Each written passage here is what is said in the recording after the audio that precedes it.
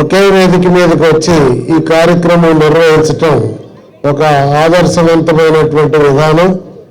దీనికోసం పనిచేసినటువంటి మహేంద్ర గారు, వినయ్ గారిని మనస్ఫూర్తిగా అభినందిస్తున్నాను.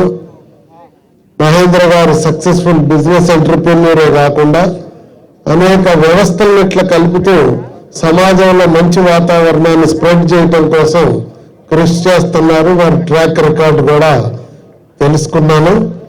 అలానే మహేంద్ర తనకై తాను సెల్ఫ్ డెవలప్డ్, అతి కొద్ది కుటుంబం నుంచి చాలా ఇబ్బందులు పడుతూ సెల్ఫ్ మేడ్ మ్యాన్ ఒక ఎంపైర్ సృష్టిస్తున్నాడు. అతను ఏ పని చేసినా, ఏ మాట మాట్లాడినా దానికి ఒక అర్థం పరమార్థం ఉండే విధంగా అంత పైకి వచ్చినందుకు వారిని అభినందిస్తూ, అలానే మా తెలుగుదేశం రవిశంకర్ గారు అసలు ముందు భవిష్యత్తుని ఫోర్కాస్ట్ చేసి ఈ వ్యవస్థని మొదలుపెట్టినందుకు ఆయన కూడా ఎక్కడో ఎన్ఆర్ఐగా ఉంటూ ఇండియా వచ్చి స్వరాష్ట్రంలో ఆ రోజున్న కంబైన్ స్టేట్లో ఈ వ్యవస్థని అభివృద్ధి చేసినందుకు వారిని అభినందిస్తున్నాను. ఏదేమైనా ఈ 12 ఛానల్స్ కూడా న్యూస్ ప్రజలకు అందజేయటంలో చాలా కీలకమైన భూమిక నిర్వహిస్తున్నాయి. కాంపిటీషన్లో ఫియర్స్ కాంపిటీషన్ ఉంది వాళ్ళ మధ్య.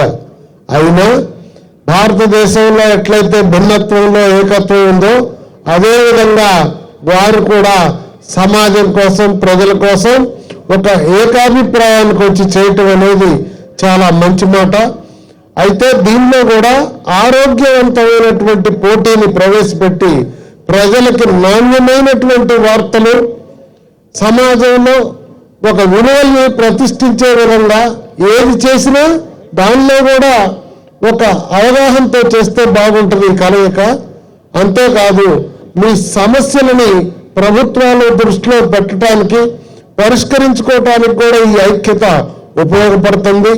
తద్వారా ఈరోజు ఒక ఆటల పోటీల ద్వారా ప్రారంభించినటువంటి ఈ ఐక్యత దినదిన ప్రవర్ధమానమై సమాజంలో, ఎందుకంటే మీరే కమ్యూనికేటర్స్, ప్రజల మొత్తానికి మీరు మలచగలరు సమాజంలో సైకాలజీని, అభిప్రాయాన్ని.